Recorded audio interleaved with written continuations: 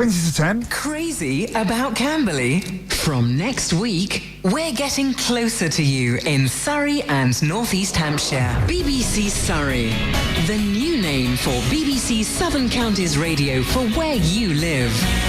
BBC Surrey is with you soon. From this Monday.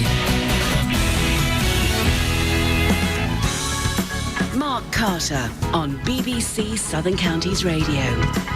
The sound of Surrey and North East Hampshire.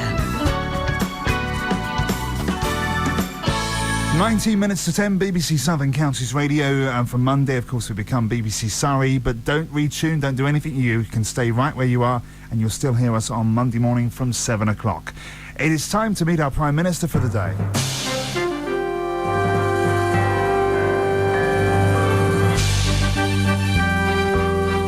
And today we're hearing about Godalming's very own lottery. Golo, or Golo, we had this debate last time actually, aims to help raise money for local good causes. The next draw is taking place tomorrow, and joining me in the studio is Nikki from that team who makes it happen. Good morning to you, Nikki. Hi, how you doing? Very well, thank you. Thanks for coming in to see us this morning. Now, remind us, if people haven't heard about this before, remind us of the background to how this all came about. Okay, well, it started in November, and it was set up, it's a lottery, and it was set up to raise money for good causes in the local area. We think we're the first society lottery in the UK. And basically, we encourage people in the surrounding towns, in Godalming, Farncombe and Milford, to buy a ticket for £1. They get the chance to win £500, and all of the profits we make go to good causes within the local area. So, as I remember from last time, clearly, I mean, you're not going to win £1 million this weekend. Not by doing this one, at any rate. But the odds are much better on you winning some kind of prize. They are much higher. I don't know exactly what they are, but it's a much smaller lottery. So you do have, there's 17 cash prizes to win. The top prize is £500. So you do have quite good odds. Why did you sense there was an appetite for this in the first place? I don't know really. I mean, there's plenty of things that need money within the town, and I think the main thing was that there was some people trying to raise money for the bandstand roof, and they suddenly realised there wasn't a fund for that. But since then, the bandstand roof's been paid for. They've had other grants and stuff, so the lottery, Golo, has been left to fund other things. Okay, so that's basically where you guys have stepped in. Mm-hmm. And so people get their lottery tickets from a whole load of local, news agents and so on? Any type of shop. I mean, there's hairdressers, cafes, pubs, any type of shop, station cafes. They're all around Godalming, Farncombe and Milford. So the whole town of Godalming, and as you said, the surrounding areas as well, you found that the business community has brought into this in quite a big way. Yeah, they really have, actually. It's quite exciting, especially when they sell a winning ticket as well. It creates a real buzz, you know? And I suppose, again, as we've talked about with so many of these kind of things at the moment, the local businesses need any kind of boost they can get. So I suppose, again, anything that draws people in has got to be a good thing. Exactly. And we've had some outlets reporting increased footfall where people are going in to buy Golo, so that's quite good. So you do these draws every month? Yes. So and tomorrow is, have you any idea what number you're up to now with the draws tomorrow? Well, we started in November, December, January, February, March. There's a fifth draw. Fifth draw tomorrow. And so do you have a bit of razzmatazz when you do the draw? Yeah, we have a little bit of, sometimes you have a bit of music, there's a little bit of a crowd comes around. It's quite exciting, yeah. Excellent. Well, it sounds good, and I know you've invited us to come along and see what goes on, hopefully for the April draw as well, which will be great. And as you say, so you can pick these tickets up anywhere. The cost is £1 a ticket. Yep. And top prize? £500, which can't be bad. So it's going pretty well so far, which is the good news. Today, though, you also get the added honour of being our Prime Minister for the day. It's very exciting. Very exciting. So do you have a couple of policies in mind? First of all, would you want the job?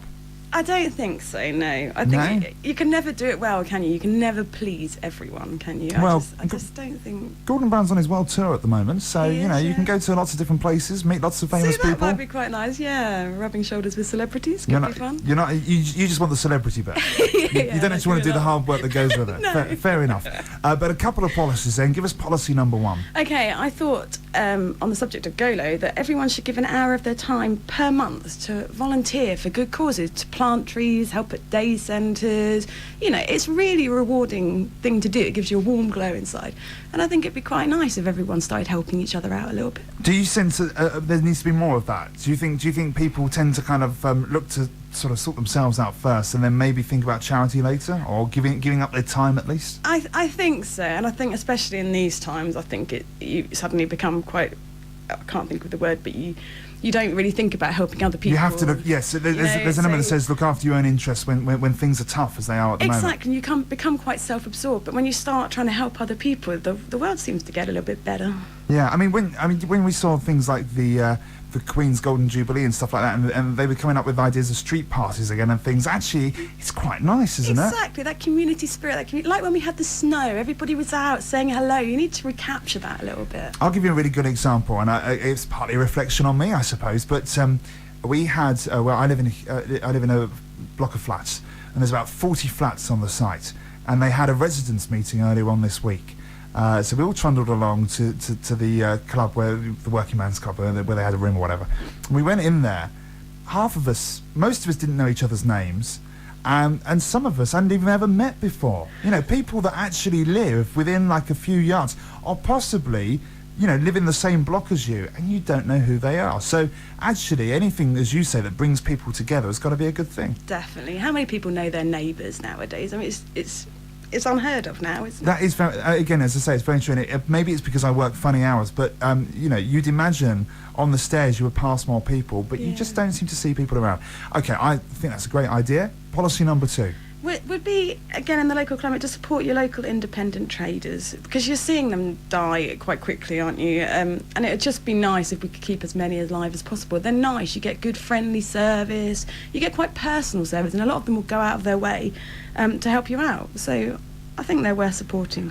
What's the picture like in Godalming at the moment, would you say? We've lost a lot of our independent restaurants, I think. I think we're now stuck with a lot of chain restaurants, which is a real shame because we had some really, really good places to eat out. That is a pity because, as you say, Godalming's a great place for an evening out, but if they're starting to disappear, again, maybe just, I don't know, I don't quite know what you do really. Do you look to the government to try and give them financial backing? Maybe lowering their business rates or something, you know, just something to help them out and keep them going. And there does seem to be that general consensus that for many of the businesses, the VAT cut of 2.5% didn't really make the difference that they were hoping for. Yeah, I don't think it did at all. Well, look, good luck with your project and with the lottery. So the draw takes place. Can people see the draw happening tomorrow? Yeah, you can all come down, come see us, ask any questions you want to, yeah. Where does this all happen? It'll be at the Pepper Pot in Godalming. And tomorrow, because we've got a new scheme, we've got sponsorship now, so we've got more money going to good causes because the sponsors are paying for tickets. So we'll have down solicitors down there as well with banners and whatever, so that would be good. So anyone who wants to step forward and maybe give a bit of sponsorship, you'd be happy to hear from them? Oh, it'd be brilliant, yeah. Okay.